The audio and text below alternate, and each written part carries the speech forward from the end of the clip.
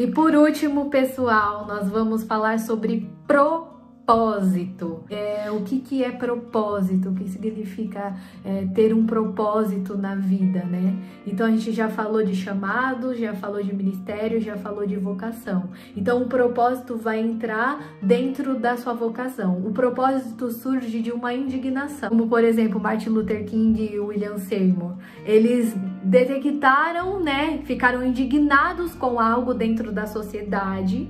E a partir da vocação que Deus os deu, a partir do ministério que Deus havia dado a eles, como Martin Luther King era pastor e William Seymour era evangelista. Muito claro. Né? Então profeta, na verdade, também. E profeta. Sim. E eles pegaram esse ministério, né? Pegaram a vocação de falar. Como que é o nome do dom de falar? O dom de falar, né?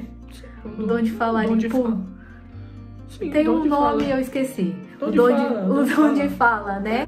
Então eles pegaram essa vocação de falar muito bem em público, dom, né? Ligaram no ministério deles de evangelista, pastor, profeta, e aí ligaram ao propósito de vida deles. Eles viram aquela indignação: vou lutar contra o racismo, e vou lutar contra o preconceito, e vou, através disso, levar o amor de Deus, através disso, pregar a palavra de Deus. Então saiu de uma indignação e eles executaram o chamado deles. Igual a gente também, nossa vocação é ser missionário. Eu tenho um ministério de mestre e evangelista, e o Diogo... Acho que o Diogo é um apóstolo. Ela também, todo mundo aqui um pouco. Acho que todo missionário é um pouco de tudo, que a gente tem que fazer tudo. Então, na verdade, o missionário realmente, ele às vezes tem que executar todos os ministérios. Sim. Isso é muito Na verdade, quase sempre, gente. Então, nós pegamos o nosso ministério, a nossa vocação, pegamos os nossos dons e fomos enviados aqui para Angola. Detectamos uma indignação, né, que era em relação ao público surdo, e estamos executando o nosso ministério, a nossa vocação em cima dessa indignação, que foi o propósito de Deus para nossa vida aqui. E o propósito de Deus para nossa vida pode mudar, né, os propósitos de Deus. Às vezes, quando conclui-se um propósito, Deus te dá outro propósito, né? Isso pode mudar a partir da sua vida. É diferente do ministério, que você nasce com o ministério, você nasce com uma vocação. O chamado, ele é o único, mas o propósito, ele pode divergir. Quando termina um propósito na sua vida, por exemplo, o propósito que Deus nos deu nesse momento é cumprir esse trabalho, desenvolver esse projeto com os surdos. Mas daqui uns 10 anos, daqui uns 5 anos, não sei, que esse projeto já vai estar muito bem desenvolvido, já vamos ter capacitado pessoas para esse projeto. Deus pode nos enviar para outro lugar e nos dar outro propósito para determinado povo, para determinada nação. E propósito não serve só para pregar o evangelho. Isso é a nossa vocação e o nosso ministério. Mas o propósito, ele serve para ajudar as pessoas, para mudar a estrutura daquilo. Claro, aquilo é praticamente automaticamente que Deus vai se revelar naquilo. Porém, não é o foco. Um exemplo que a gente está vendo aqui também de uma indignação que nós estamos tendo, tem muitas crianças aqui que eles têm um dom incrível para esporte, principalmente no futebol. E muitos deles têm assim, qualidade para ser profissional, sabe? Tem muitos meninos aqui que já tem 20 anos e tal, que você vê o futebol dele e ele é incrível. Ele poderia, se fosse ter trabalhado com ele quando criança, ele poderia ser um profissional hoje. Ou seja, nós estaríamos mudando a história desse menino, dessa criança, porque ele estaria passando de uma situação difícil e sem oportunidade para uma situação com oportunidade. E por isso nós estamos gerando um projeto agora para pegar esses meninos novos agora, que são esses os mais velhos. Infelizmente nós não estávamos aqui, mas com essas crianças novas que têm esse talento, nós temos uma chance de profissionalizar ela. Mas e se eles não conseguissem profissionalizar? Mas e se o nosso propósito não funcionar como a gente imaginou? Cara, isso é normal, acontece mesmo, porque às vezes o propósito é só com que aquilo seja criado. Mas só uma pessoa conseguiu, não importa. O propósito foi cumprido. Aquilo que Deus pediu para você fazer foi feito. Sabe, se Deus pedir para você levantar no meio do ônibus e pregar o evangelho, cara, faz isso. Mas ninguém deu atenção para mim. Não importa. Se Deus mandou, vai e faça. Isso é o propósito.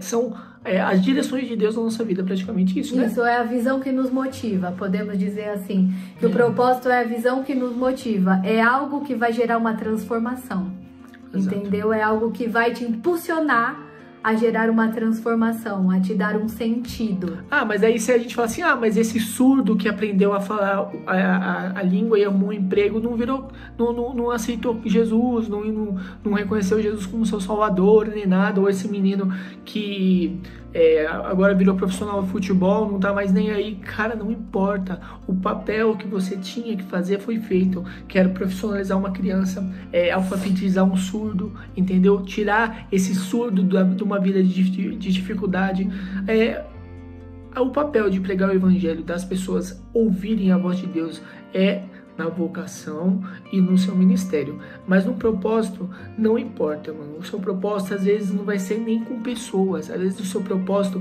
é de criar um prédio gigantesco, entendeu?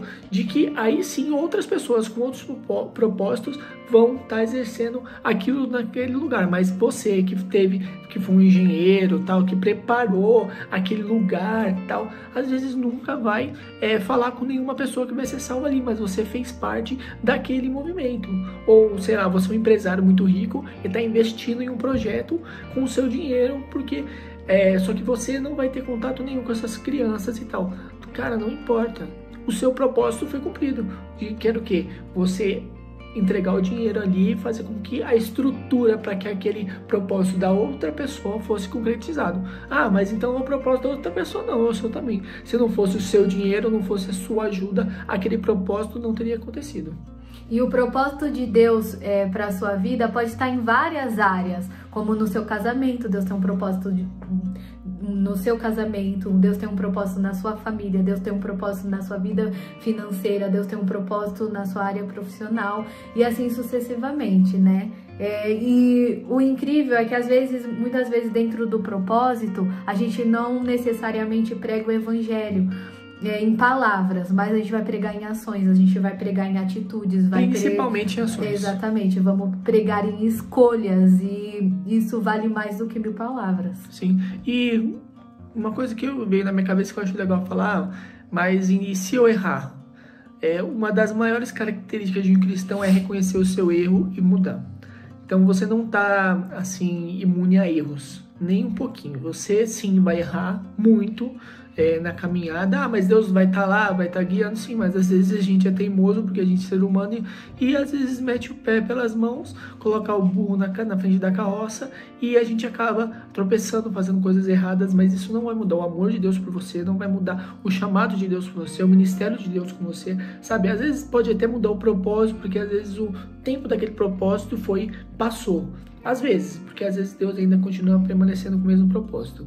Mas não tenha... Uma das maiores características de um cristão é reconhecer o erro e mudar, tá bom? Então fica tranquilo. Eu errei, eu pequei, eu caí, mano. Cai e levanta, meu parceiro.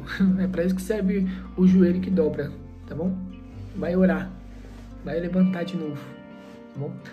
Pessoal, então é isso. Eu espero que vocês tenham gostado. Deus abençoe a vida de vocês.